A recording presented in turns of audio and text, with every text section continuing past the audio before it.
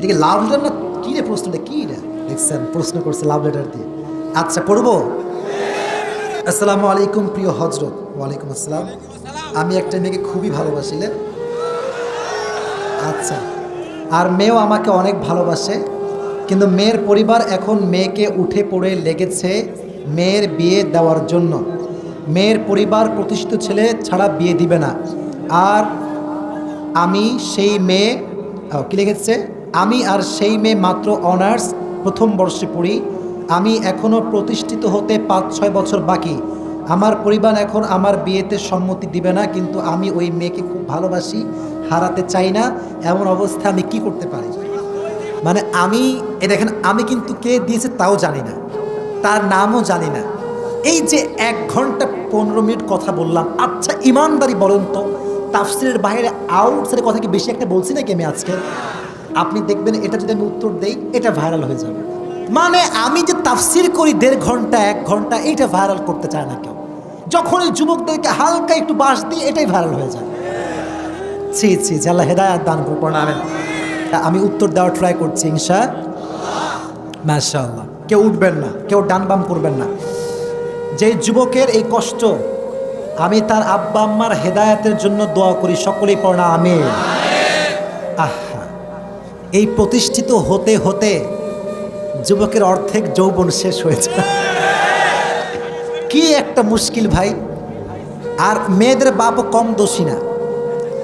আজকালকার মেয়ের বাপরা সরকারি টাকলা ছাড়া বিয়ে দিতে চায় না।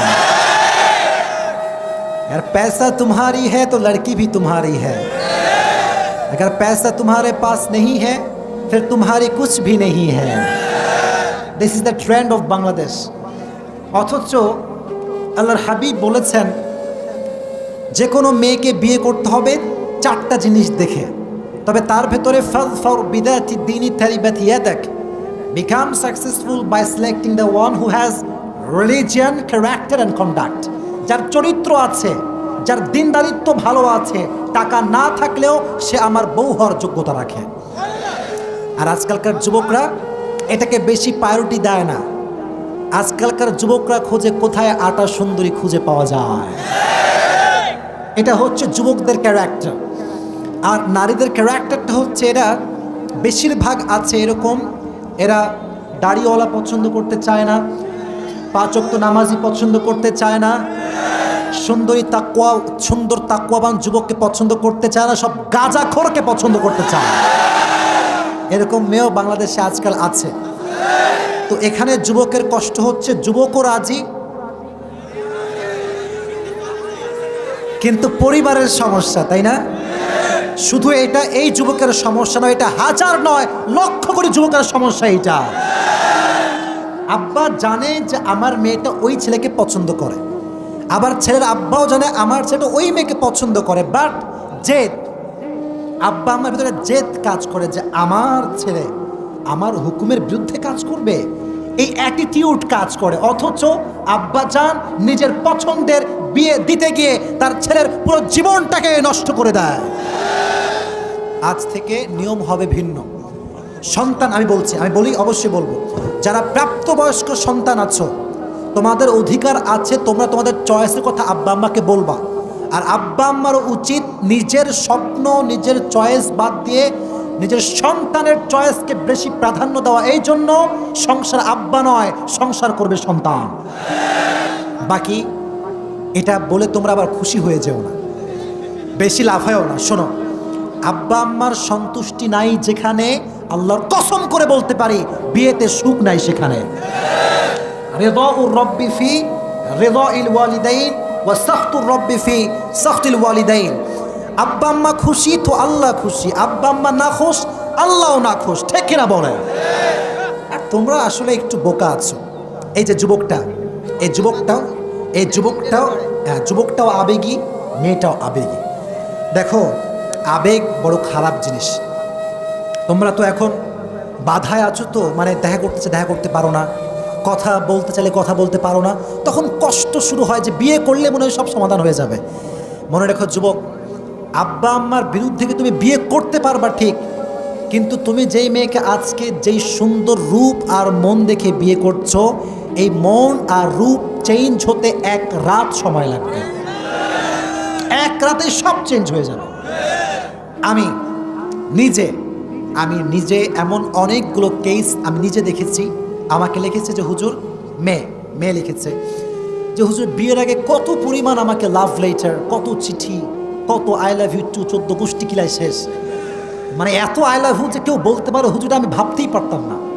কিন্তু ঠিক সেই মানুষটাকে যখন আমি বিয়ে করলাম বিশ্বাস করে, আব্বা আম্মার মতের বিরুদ্ধে গিয়ে, বাবার বিরুদ্ধে গিয়ে, বোনের বিরুদ্ধে গিয়ে, আজ সেই যুবকটার চেহারা চরিত্রহীন যুবকের চাইতে খারাপ হয়ে গিয়েছে। এটা হচ্ছে আবেগের খেলা। আবেগ ঠিক না। যারা এই প্রশ্ন দিয়েছ তোমাদেরকে আমি বলবো, ডোন্ট বি ফ্রাস্ট্রেটেড, হতাশ হবা না। আব্বা আম্মাকে কনভিন্স করার ট্রাই করো। এখনকার যুবকদের সমস্যা হচ্ছে পড়ালেখা নাই, জীবনে কি করবে তাও জানে না, তাও জানে না, আর এদিকে বিয়ে নিয়ে পাগল হয়ে থাকে। আর আব্বার দোষটা কোথায়? আব্বা তো চায় আমার সন্তানটা ভালো কিছু করুক, আমার সন্তানের পারিবারিক জীবনটা সুখী হোক। এটা প্রত্যেকটা বাবা জান চায় কি চায় না? অতএব তোমরাও জিদ করবা না। আর আব্বা জানদেরকে বলছি, আপনারা দয়া করে যদি দেখেন ছেলেও পছন্দ করেছে, মেয়েও পছন্দ করেছে, আল্লাহর ওয়াস্তে মিলায় দেন। আমি আপনাদের পায়ে, এই যে আপনার পায়ে আমার হাত, আমি বলি আমার একটা শেষ কথা, যদি আব্বা আম্মার এই সমস্যার কারণে সন্তানরা বিয়ে করতে না পারে, এই ছেলে যতদিন সেই মেয়ের সঙ্গে কথা বলবে এটা জেনার গুনাহ হবে। প্রত্যেকটা জেনার গুনাহ আব্বার আমল নামায় জমা হবে। এটা যদি আব্বা না চান, আপনি একটা পদক্ষেপ নেবেন। এটা তাকবীর দেন, লিল্লাহি তাকবীর। মেয়ের বাড়ির পদক্ষেপ হবে এইটা যে মেয়ে আমাদেরই থাকবে, আমাদেরই খাবে। ছেলের বাড়ির পদক্ষেপ হবে এইটা, ছেলেও আমাদেরই, ছেলেও আমাদের থাকবে। বাট আচ্ছা ভাই, আচ্ছা বাসায় যদি একজন নারী আসে, তোমার কি বাসায় এতই অভাব যে একজন মেয়ে খাওয়াতে পারবে না? কথা ঠিক কিনা বলেন না কেন? ছি, আপনি দেখবেন প্রত্যেকটা বেলায় 1 থেকে 1.5 প্লেট ভাত আমাদের বাসায় বেঁচে যায়। ওই সময় টেনশন করে না, একজন মেয়ে আসবে কি খাওয়াবে এই নিয়ে টেনশন শুরু হয়ে যায়। তো মেয়ে, হ্যাঁ, মেয়ে পক্ষ মেয়েকে খেয়াল রাখবে, ছেলে পক্ষ ছেলেকে খেয়াল রাখবে, উভয় সম্পর্ক থাকবে হালাল। ছেলে যখন প্রতিষ্ঠিত হবে, ভালো চাকরি পাবে, ভালো সুন্দর জব করবে, তখন মেয়েকে সে গর্বের সঙ্গে তার বাসায় তুলে নিয়ে আসবে। ঠিক না বলেন? Just try to take it easy and make it easy. আপনারা এটাকে কঠিন করার কারণে জেনাটা সহজ হয়ে গিয়েছে, বিয়েটা কঠিন হয়ে গিয়েছে। আল্লাহ এটা বোঝার তৌফিক দান করুক। সকলে পড়া আমিন।